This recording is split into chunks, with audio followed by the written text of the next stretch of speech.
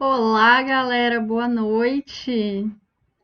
Boa noite, bem-vindos à live 4 do nosso aquecimento para o projeto 2021 Análise Sensorial Aplicada. A aula de hoje ela era muito esperada, porque é de um assunto que as pessoas têm muito medo, que é a análise estatística, mas eu vou mostrar que ela não é tão assustadora assim, não é tão assustadora quanto parece. Quando você olha para a análise estatística aplicada no seu contexto e não com aqueles exemplos meio aleatórios que a gente vê na faculdade, né, que muitas vezes nem são da nossa área de conhecimento, muita gente olha aquilo e já se assusta. Aqui não, ela é aplicada para análise sensorial, para entender o seu produto e eu vou mostrar como fica muito mais fácil entender a estatística assim. Então hoje eu vou mostrar para vocês como a gente faz o passo a passo de um dos principais testes estatísticos. E aí, gente, vamos só recapitular o que já rolou. Então, essa semana a gente está desenvolvendo do zero um teste de aceitação com consumidores, tá? E aí, qual que é o nosso teste, né? A gente está trabalhando com bebidas lácteas, que foi o produto que vocês escolheram, e a metodologia também que vocês escolheram. São essas as bebidas que a gente está trabalhando e a gente criou uma historinha para trabalhar essas bebidas. Só aqui que a gente escolheu um método antes do objetivo, tá? Na vida real, primeiro o objetivo, depois o método vem na sequência. Então, qual foi a nossa historinha aqui? A gente é fabricante do todinho, só que a gente quer reduzir açúcar, porque é um produto para crianças e também tem toda essa questão de tendência da indústria de reduzir açúcar por conta de rotulagem nutricional frontal e tudo mais. Então, eu desenvolvi essa versão aqui reduzida em açúcar. E eu quero saber como que ela tá, tanto em relação ao meu produto tradicional, como em relação a outros players do mercado, inclusive um que também traz essa proposta de açúcar bem destacada no rótulo. Então, essa é a historinha que a gente está tentando responder essa semana. E aí, gente, o que mais que a gente fez? A gente definiu o nosso público-alvo, então o nosso teste fazendo com mães e crianças, mães, pais, responsáveis e crianças, né? Eu sempre falo mães e crianças, mas é, na verdade, a criança e os pais responsáveis. Aí a gente definiu idade, definiu perfil socioeconômico, quantidade de vezes que ela deveria consumir o produto e tudo mais, para a gente construir o nosso questionário de recrutamento. Montamos o termo de consentimento livre esclarecido com tudo que ele tem que ter e como e em qual ordem servir as suas amostras. Falamos de copinhos, falamos de codificação, falamos de delineamento. Aí ontem, o que rolou? Ontem a gente falou de local do teste, falamos de teste em casa e teste em laboratório. Eu mostrei para vocês um pouquinho como uma brincadeira como é que acontece a dinâmica da sessão, né? Aparecia aqui toda paramentada de jaleco, de touca, de óculos de segurança para mostrar, para apresentar as amostras para vocês como se vocês fossem avaliadores, como se fossem meus consumidores. Mostrei como ficou a nossa versão final do questionário no Google Forms e também como que você baixa os resultados. E é a partir daí que a gente segue hoje. Então, ontem eu mostrei para vocês como que a partir do Google Forms a gente consegue obter uma planilha de Excel. E porque como que a gente vai trabalhar esses dados do próprio Google Forms? Não tem como. A gente trabalha esses dados no Excel. Então, é uma funcionalidade muito bacana do Google Forms você conseguir obter direto uma tabela, né? Então, vamos partir desta tabela hoje, tá bom? E o primeiro passo que a gente tem que fazer é trabalhar esses dados. Então, agora chegou aquela hora que eu vou compartilhar minha tela. Que ufem os tambores, gente. Agora é a hora, hein? Ai, ai, ai, eu estou nervosa. Tchan! Deu. Acho que deu, gente. Bora lá. Então, eu vou mostrar para vocês como que a gente vai trabalhar com esses dados. O que eu tenho aqui são os meus dados brutos, exatamente da forma como eles saem do meu Google Forms. Então, vocês veem que cada perguntinha saiu aqui em uma coluna. A gente tinha lá a aceitação global, né? O quanto você gostou ou desgostou dessa bebida láctea. Aí as duas abertas, o que mais gostou ou menos gostou. E todas as outras questões que vêm na sequência. Aqui eu gosto de destacar a pergunta de qual amostra você recebeu, para eu saber a partir de qual ponto outra amostra começa, né? E aí eu consigo deixar isso bem visual, porque eu vou ter que colocar um embaixo do outro, vocês vão ver na sequência. E aí, gente, pessoal que tá chegando no Instagram, bem-vindos. Se quiserem acompanhar o que eu tô compartilhando na minha tela, é só ir lá no canal do Sensor Lab no YouTube, tá? E aí, gente, o que vocês precisam observar aqui? A escala, ela vem toda escrita, ela vem da forma como a gente escreveu no questionário. Ela não vem na forma de números, que é o que a gente precisa para trabalhar. Ela vem assim, escritinha. Então, a primeira coisa que a gente precisa fazer é, a gente vai separar essas questões por tipo de questão e depois a gente tem que substituir. Então, eu já deixei uma tabelinha aqui de como que a gente faz isso. Aqui nessa aba, eu separei só os resultados de aceitação global de todas as amostras.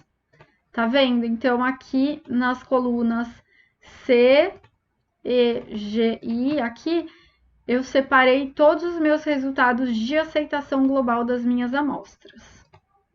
E aí, como é que eu trabalho com eles? Eu até deixei a escala aqui do lado, a escala que a gente usou no nosso questionário, eu deixei aqui para a gente poder substituir para ficar mais rápido, mais fácil, né?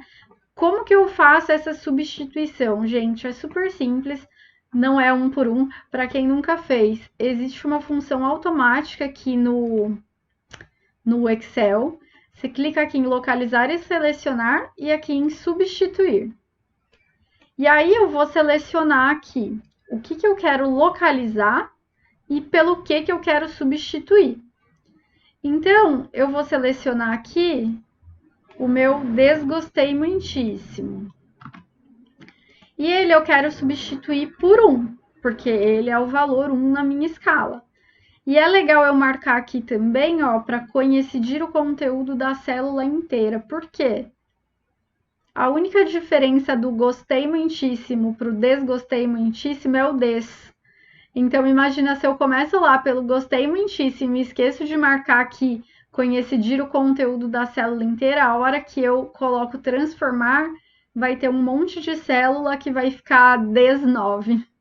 Não sei se deu para entender direito, mas aí ele vai transformar tudo errado. Porque aí ele deixa o des e trata tudo como se fosse gostei muitíssimo. Então é importante marcar aqui, porque aí ele considera o conteúdo da célula inteirinha para fazer a substituição. Se não for a célula inteira que for igualzinha, ele não faz. Então, gente, coloquei aqui, aí eu coloco substituir tudo. Pronto, fizemos 10 substituições. E assim, eu vou para todos os pontos da minha escala. Ai, eu não selecionei minhas células onde estavam meus dados, ele acabou substituindo até aqui, mas tudo bem. Vamos agora para o desgostei muito. Desgostei muito vai ser o meu 2. Aí agora desgostei moderadamente. Vai ser o meu 3. E assim vamos, até os 9 pontos da escala. 4. E assim vamos. Acho que deu para pegar a dinâmica, né, gente? Aí a gente vai fazendo isso, ó, tá vendo aqui que já tem um monte substituído? As palavrinhas que ele foi encontrando, que eram iguais àquelas que eu pedi para substituir, ele substituiu. E agora a gente tem a escala hedônica com números. Então, aqui na próxima aba, eu já tenho ele certinho, todinho substituído, tá vendo? Então, tudo que era letra virou número. E uma coisa importante, essa legenda aqui, eu deixei para facilitar a nossa vida na hora de substituir, mas é sempre bom você ter essa legenda ao lado dos seus dados ou embaixo, em algum lugar da sua planilha, uma aba separada. Porque quando a gente não faz isso, seus dados ficam meio perdidos, né? Por exemplo, tem gente que usa escala hedônica de 9 pontos, tem gente que usa de 7. Se eu não tenho a legenda ali perto dos meus dados, como é que eu vou saber de onde para até onde meus dados poderiam ir? Fica muito mais fácil se tá tudo no mesmo lugar, tá bom? E aí, bom, substituir. E agora o que eu preciso fazer? Eu preciso organizar isso aqui, porque as amostras estão aparecendo aqui nas colunas conforme o delineamento que foi entregue para os avaliadores, mas eu preciso separar isso amostra por amostra. E qual que é o jeito mais fácil que eu vejo de fazer isso? Você colar eles todos um embaixo do outro. Então, eu venho aqui com a D, ó, seleciono tudo, recorto, colo aqui embaixo. E aí, colo também o número do consumidor para eu não perder isso, né? Colo aqui do lado. Isso aqui eu posso apagar. E assim eu faço para as 4 amostras, deixo uma embaixo da outra. Por quê? Porque daí, gente, é só eu ordenar. Eu vou mostrar para vocês como que a gente faz isso. Então, eu seleciono todos os meus dados. Vou selecionar assim que é mais fácil. E aí, eu venho aqui, ó, em classificar. Vou colocar aqui classificação personalizada. Eu quero classificar por qual amostra você recebeu, do menor para o maior. E eu vou adicionar um nível para ele classificar por consumidor, também do menor para o maior. Aí dentro de cada amostra já fica lindinho de 0 até 100. Dou OK e olha que coisa linda. Aqui eu tenho tudo da minha amostra 328 até meu consumidor 100. Aqui. Aí eu já começo com a minha próxima amostra, também do meu consumidor 1 até meu consumidor 100. Ai, meu Deus, cadê? Aqui. E assim vamos até o quarto. Então, depois que eu fiz essa ordenação, então aqui mostrando a tabela ordenada, do mesmo jeito que a gente obteve, eu preciso colocar uma coluninha por amostra, que é assim que eu vou fazer a minha análise de dados, colocando cada amostra em uma coluna. Então, eu sei que essa é a pergunta de aceitação global, ou aceitação geral, ou impressão global, tem vários nomes para isso, as pessoas chamam de diferentes nomes. E aí, aqui eu tenho uma coluna com o meu número dos consumidores, que aí a gente trata esses testes anonimamente, né? Eu não falei isso em nenhum momento durante a nossa semana. O nome dos voluntários, em geral, vai só no termo de consentimento. Resultados, a gente, em geral, trata tudo como anônimo. Então, cada pessoa ganha um número. É por isso que eu estou colocando números aqui de consumidores e não nomes. E aí, aqui eu tenho uma coluna para cada amostra, para a aceitação global de cada amostra. E é em cima desses dados que nós vamos trabalhar. Pessoal, dúvidas até aqui? Deixa eu dar uma espiada no YouTube como é que tá. Tudo certo.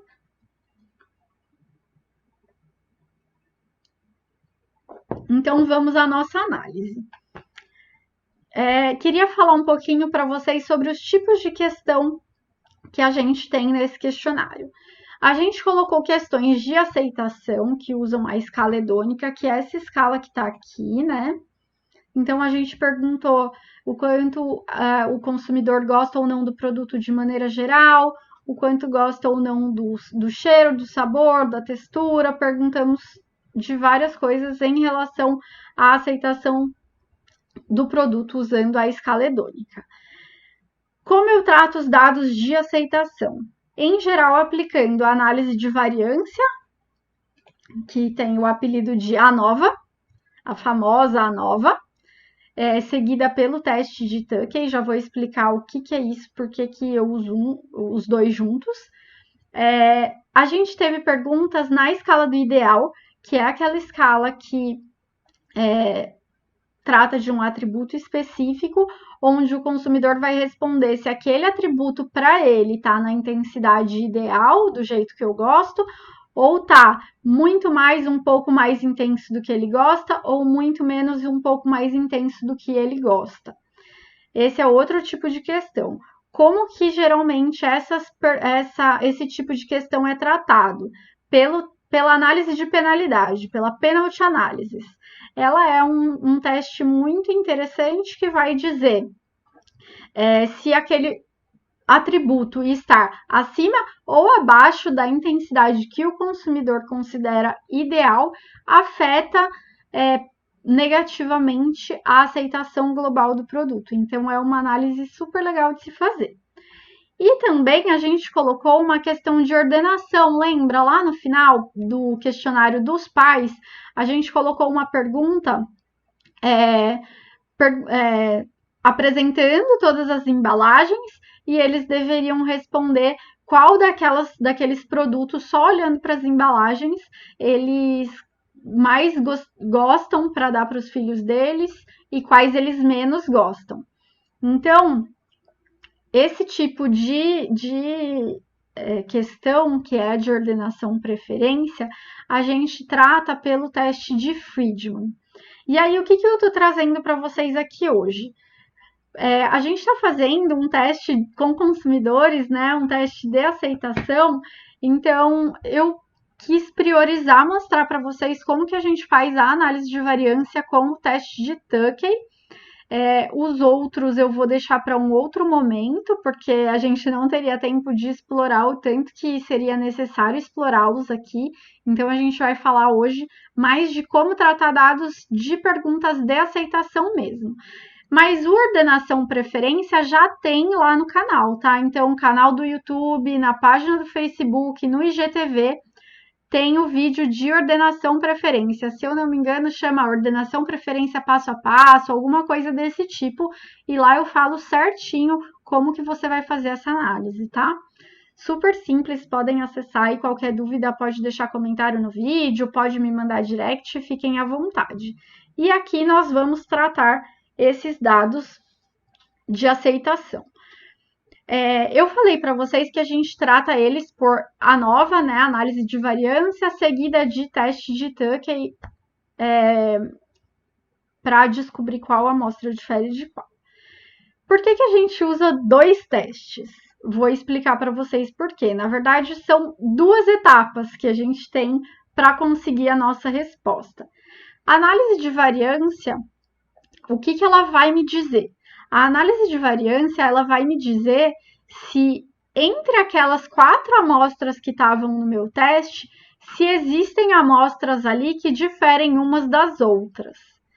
Mas ela não vai me dizer qual amostra difere de qual. Para isso, eu preciso do teste seguinte, o teste de Tukey. Aí, com o teste de Tukey, aí eu comparo as amostras 2 a 2 e esse teste me dá exatamente qual amostra vai diferir de qual. Então, são duas etapas. Faço a nova.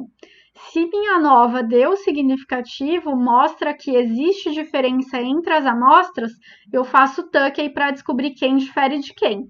Agora, se a minha nova já não deu significativa, aí eu não preciso fazer Tukey, porque a minha conclusão é que as amostras ali nenhuma difere das outras. Então, gente, basicamente é isso. E aí agora eu vou mostrar para vocês como que a gente faz a ANOVA e Tukey no Excel. Existe software para fazer a nova? Existe software para fazer a nova. Muitos, maravilhosos. Tem software de sensorial que eu sou fã. Aliás, não vou fazer propaganda aqui, mas tem muito software bom para análise sensorial. Alguns pagos chegam a custar 3, 5 mil reais uma licença anual, mas são muito bons. Tem software super robusto para analisar muitos e muitos dados, que chega a custar até 100 mil dólares ano, a licença dele. E também tem software gratuito, né? Tem o R, eu não sei se vocês já tiveram a oportunidade de conhecer, de trabalhar com o R. O R, ele é um software gratuito que recebe até contribuições de programadores, né? Uma pessoa que programa pode criar o seu pacote do R para suas necessidades e compartilhar com a comunidade. Você pode baixar e utilizar gratuitamente. Eu já cheguei a utilizar algumas vezes, mas confesso que eu tenho um pouco de dificuldade, porque você precisa conhecer minimamente de programação. Mas é algo que eu quero estudar para o futuro, porque ele é bem robusto mesmo, dá para fazer um monte de análise no R, mas tem essa questão um pouquinho dele não ser tão user-friendly assim, né? E que mais que eu ia falar desses softwares? Acho que era isso, né? Mas hoje eu vou mostrar como dá para fazer no Excel, onde você encontra isso no seu Excel. E vamos lá. Onde que você vai encontrar isso? Em alguns computadores essa função ela não vem habilitada, tá? O meu já tá.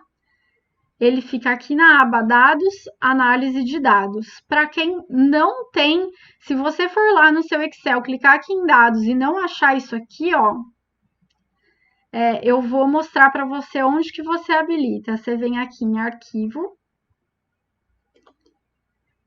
Opções, aí você vem aqui em Suplementos,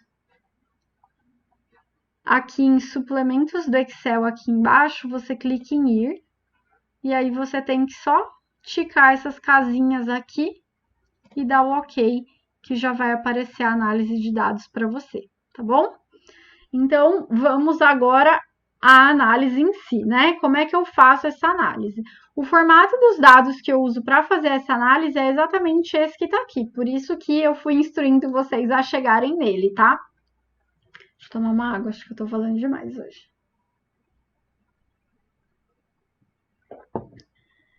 Vamos lá. Regina, bem-vinda, Regina. Eu estou mostrando a tela do meu computador na transmissão pelo YouTube e pelo Facebook. Então, se quiser acompanhar, será muito bem-vinda. É só digitar Sensory Lab lá no YouTube que você me encontra. Vamos, gente, então, falar sobre essa análise de variância. Então, os dados estão aqui, nesse formato que eu preciso. E aí eu vou clicar aqui em análise de dados. Eu vou selecionar aqui minha ANOVA. Tem 3 tipos de ANOVA para eu escolher. Qual que eu escolho? ANOVA, primeiro, né? ANOVA fator único ou ANOVA fator duplo? Eu vou escolher ANOVA fator duplo. Por que ANOVA fator duplo? Porque em análise sensorial, a gente tem pelo menos 2 fontes de variação, que são consumidor e amostra. Então, por isso que eu sempre tenho que escolher a minha ANOVA de fator duplo. Eu tenho sempre pelo menos 2 fontes de variação no meu teste. E aí, de fator duplo, eu tenho 2 opções, com repetição e sem repetição. Os meus dados, eles não têm repetição. Cada consumidor avaliou cada amostra uma vez só. Então, por isso, eu vou usar aqui a ANOVA fator duplo sem repetição.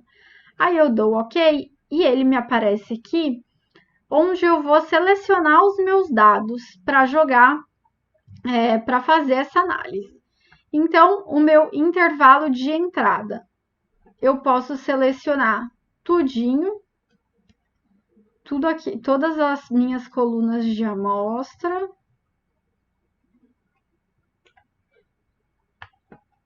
Então, eu seleciono, eu vou marcar aqui meus rótulos.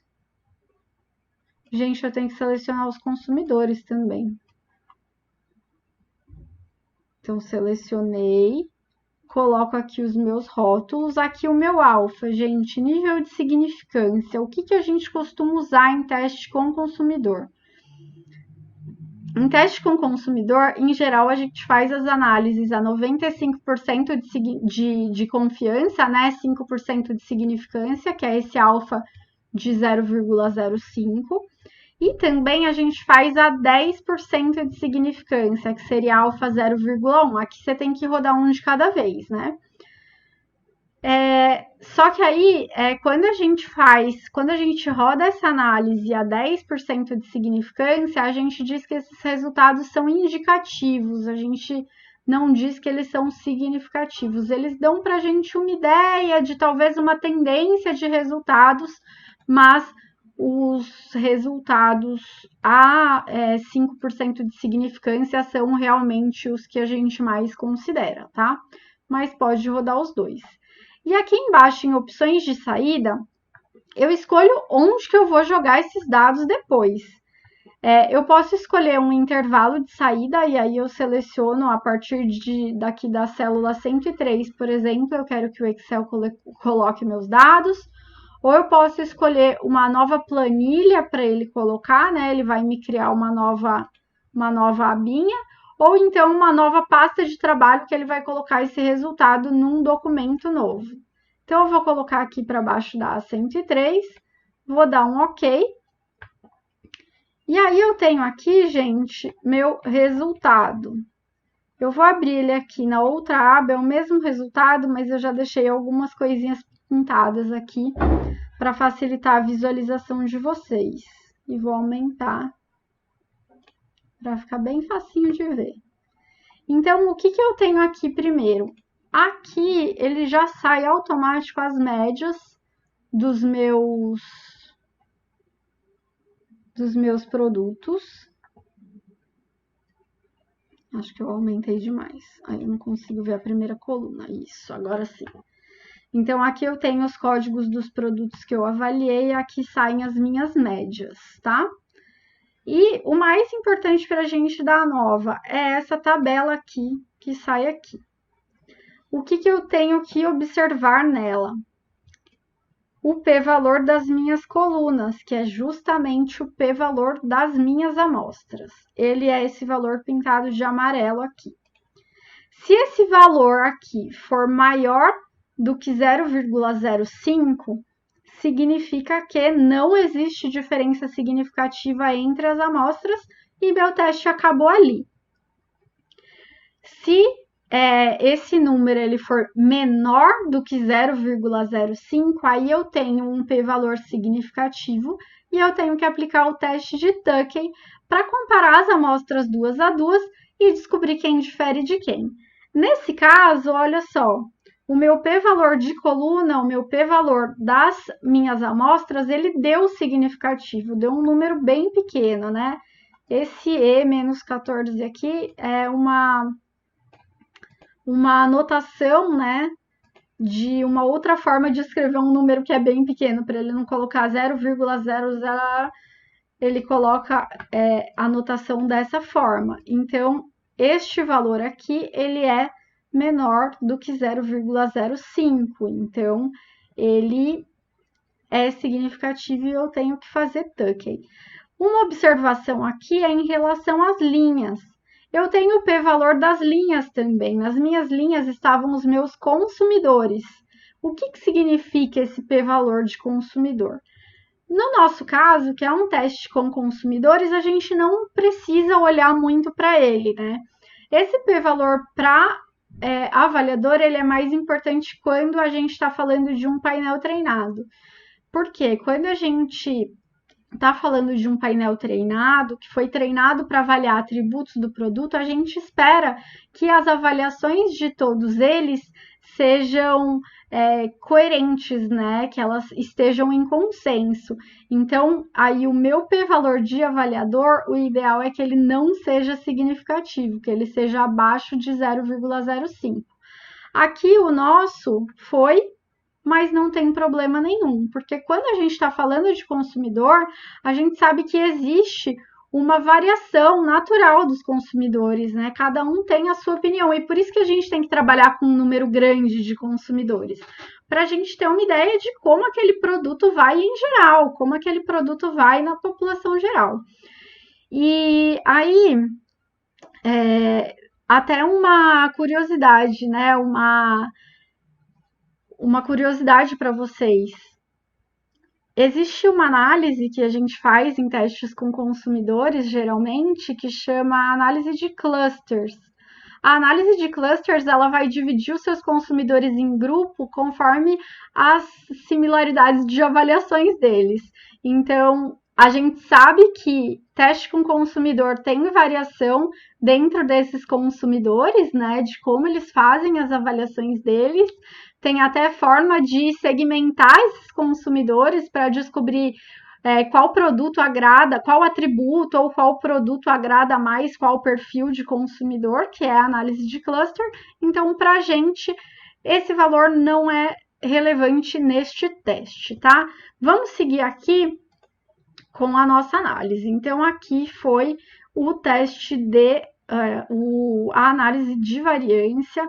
Obtivemos aqui um p-valor significativo e vamos agora para o nosso teste de Tukey. O Excel ele não faz sozinho o teste de Tukey, mas é uma fórmula simples, não se assustem. Eu vou colocar ela aqui na tela para vocês. O que eu fiz? O que a gente vai usar para conseguir aplicar essa formulinha de teste de Tukey? Eu peguei essa minha tabela e colei na outra aba que já tem a fórmula, para eu conseguir mostrar para vocês que a gente vai puxar alguns valores dessa tabela para aplicar a nossa fórmula. Então, aqui eu tenho o meu teste de Tukey. Aqui eu colei minha tabelinha de ANOVA. E a fórmula que a gente precisa aplicar é essa aqui, ó. É uma formulinha bem simples, com 3 valores só. Então, é bem fácil de aplicar. Eu tenho aqui, o que a gente precisa achar é essa amplitude. Eu tenho aqui um valor Q, que eu vou buscar na tabela do teste de Tukey, já mostro como. E eu tenho aqui a média quadrática do erro, que eu preciso colocar nessa fórmula. Aqui o número de julgamentos por amostras é o nosso número de consumidores, que foi 100 no caso, né? Nesse exemplo fictício que eu fiz aqui. Aí, gente, média quadrática do erro tá simples. Eu tenho aqui minha linha do erro, tenho aqui minha coluna do MQ. Então, é esse valor pintado em azul que eu vou colocar na minha fórmula. Já temos um, perfeito. Agora, esse Q, o que a gente vai buscar? Como que a gente busca ele na tabela? Usando o grau de liberdade do erro. Então, essa é a coluna do grau de liberdade. Eu venho aqui na minha linha do erro e tenho esse valor aqui de 297. Aí eu tenho aqui, vocês vão ver na tabelinha do teste de Tukey, essa tabela você encontra fácil. Você digita no Google o teste de Tukey ou procura em livros que você vai encontrar. É super fácil de achar, mas tem que saber olhar para ela e pegar a informação que você precisa, né? E aí aqui eu vou buscar, você busca justamente pelo grau de liberdade do seu erro. E o nosso grau de liberdade é 297, essa tabela vai até 120, para mais você usa essas linhas aqui de baixo. O que mais que você tem que buscar aqui? O seu nível de significância, o nosso é 0,05, e o seu número de tratamentos. O número de tratamentos, ele é 4. Agora sim.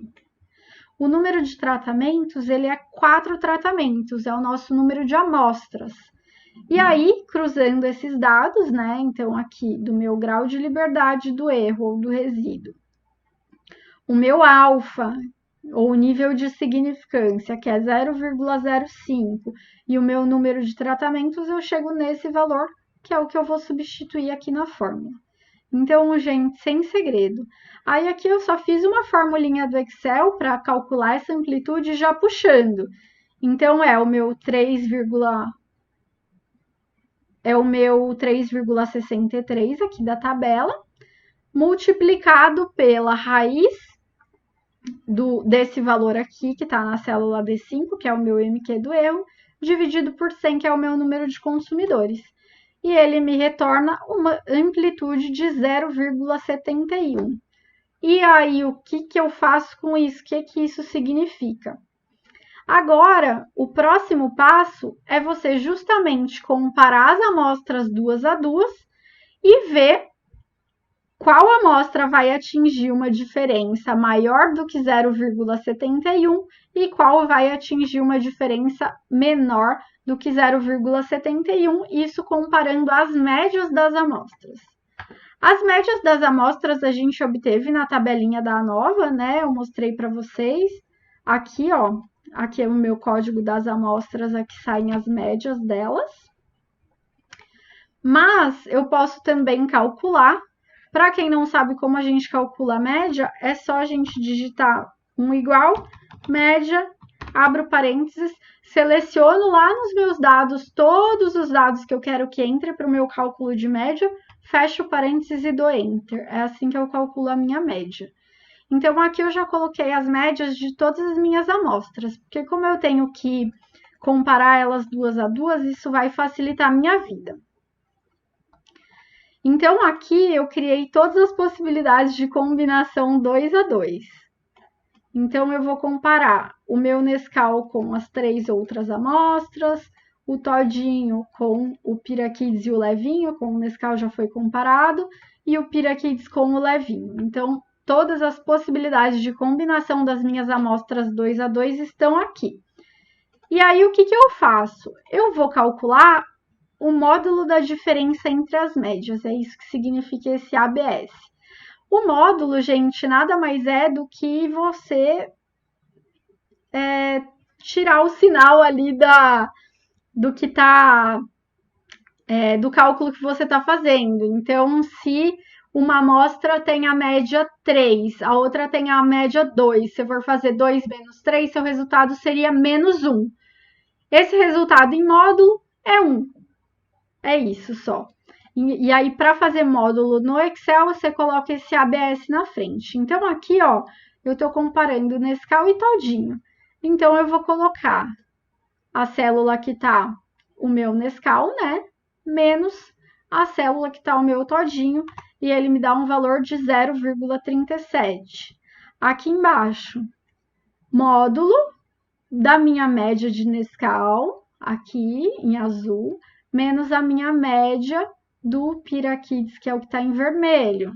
Aí eu tenho 1,07. E como que eu comparo isso para finalizar, né, os nossos cálculos todos? Como é que eu faço com isso, né? Eu vou comparar esses resultados com o meu 0,71 de amplitude que eu obtive. E aí, o que eu faço, né? Eu vou marcar quais são menores do que o 0,71 e quais são maiores. Então, aqui, ó, eu tive Nescau e Todinho, que foi menor, e eu tive Todinho e Piraquides, que foi menor. Então, eu tive esses dois valores. Os outros, todos foram maiores do que 0,71. E o que isso significa?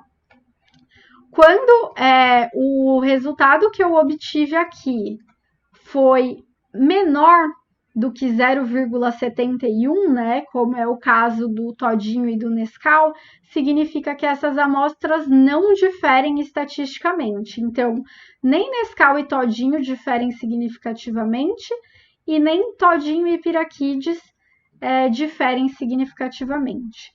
Quando esse valor ele é maior do que 0,71 do que o resultado que eu obtive no cálculo lá na formulinha do meu teste de Tuckey, as amostras vão diferir entre si, que é o caso do Nescau com Piraquides, do Nescau com o Levinho, do Todinho com o Levinho e do Piraquides com o Levinho.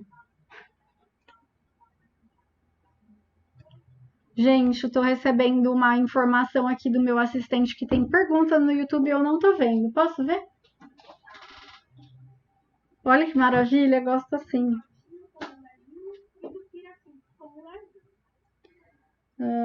Tati, qual software você utiliza para fazer clusters? Você já usou o Sysvar da UFLA?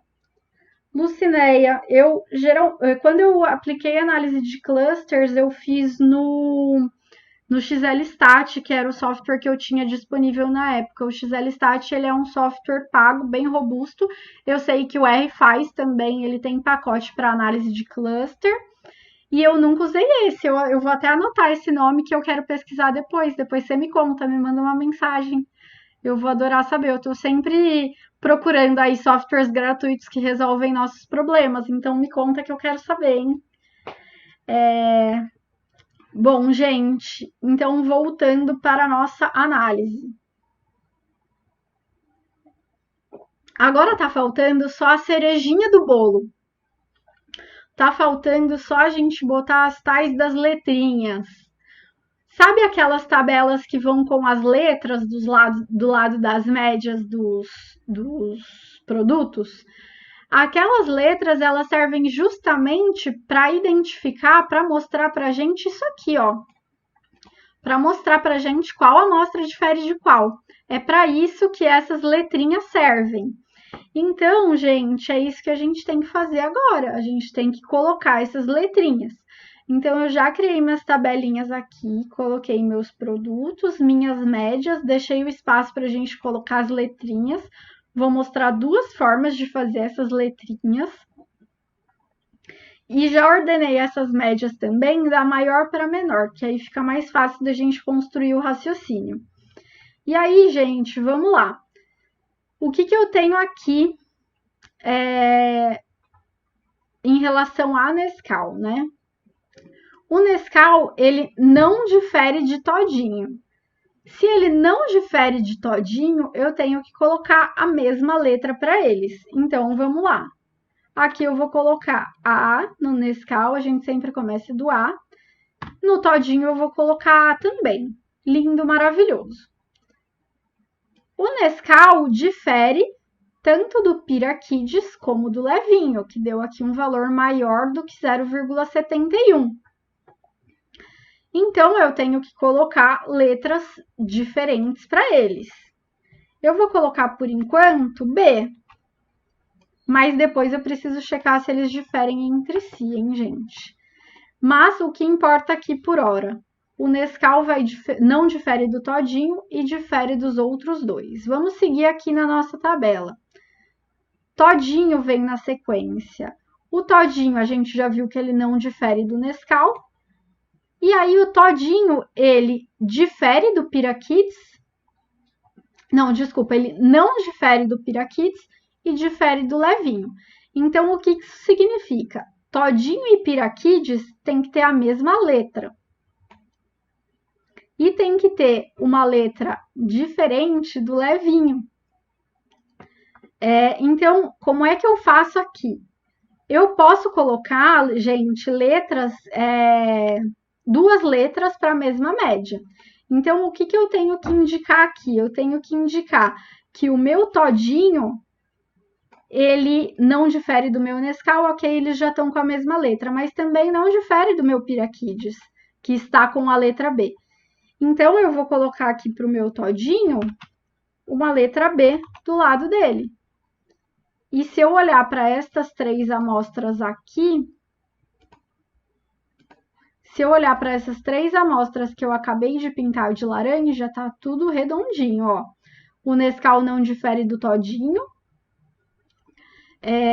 O todinho não difere de Piraquides, mas Nescau difere de Piraquides. Até aqui, tudo certo. Mas eu tenho também uma outra questão.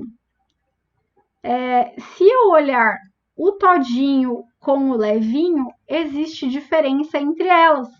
Então, eles não podem ter a mesma letra. Da mesma forma que Piraquides e Levinho também diferem e também não podem ter a mesma letra. Como que eu resolvo isso? Eu venho e coloco um C aqui no meu Levinho. E está feita a nossa tabela de letrinhas. Então, geralmente, aí quando a gente apresenta a tabela, a gente coloca a média e na frente da média a gente coloca as nossas letrinhas. Aí, gente, essas letrinhas, elas são muito usadas no meio acadêmico, né? Quando você olhar uma tabela com letrinhas, é dessa forma que ela é apresentada, em artigos científicos e tudo mais.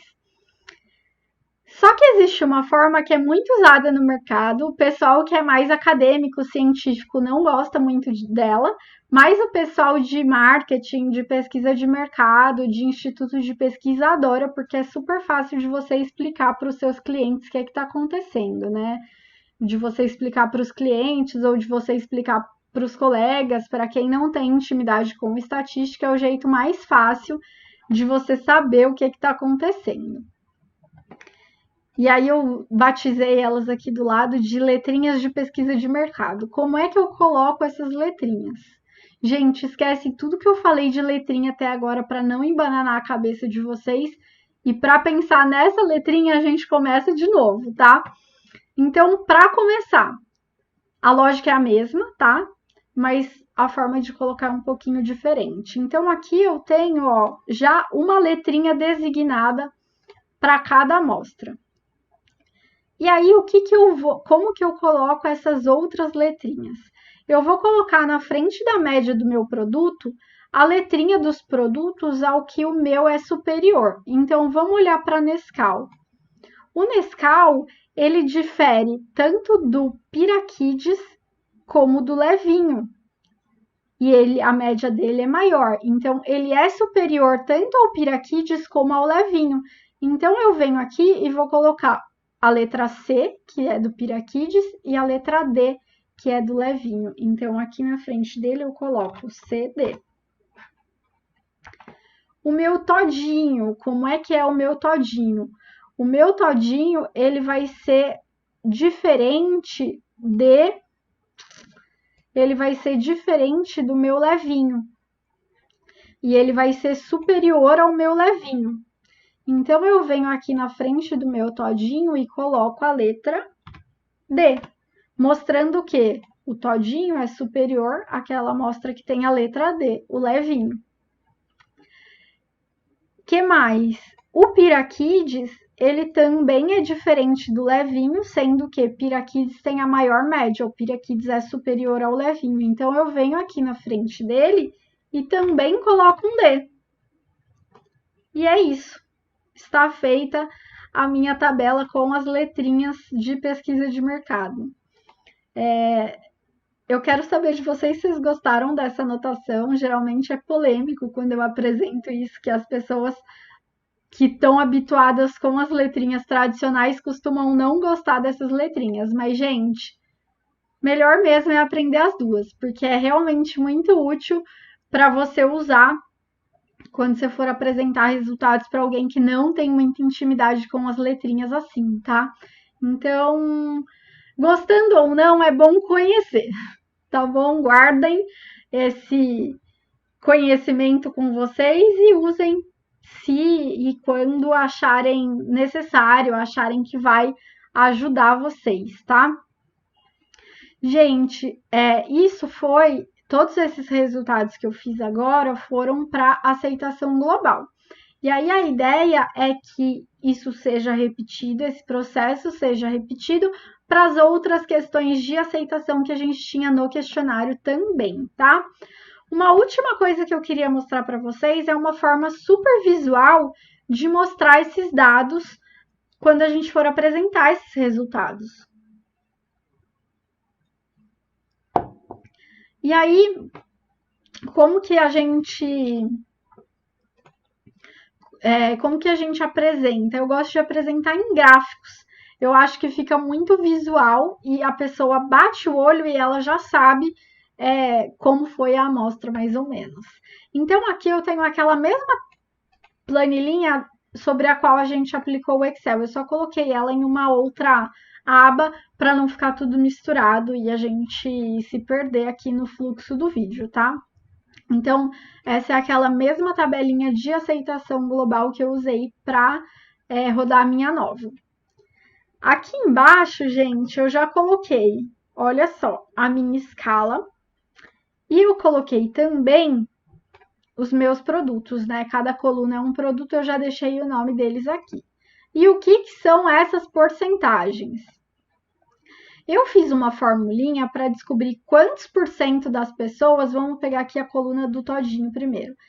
Eu fiz uma formulinha aqui para descobrir quantos por cento dos meus consumidores marcaram 9, marcaram gostei muitíssimo para o todinho, quantas marcaram gostei muito para o todinho, quantas marcaram gostei moderadamente para o todinho, e assim para todas as outras amostras. É simples porque você faz para a primeira coluna e depois você só puxa e arrasta para o resto. Qual foi essa formulinha? Então, eu botei um conte C, que aí ele vai contar todas as células aqui na minha coluna que marcaram o valor 9 e dividir por 100, que é o número de consumidores que eu tenho no meu teste. Aí, gente, feita essa primeira, você só copia, vai para a célula de baixo, cola, troca pelo 8, tá vendo? Cola na de baixo, troca pelo 7, cola na de baixo pelo 6, e assim você vai até o 1.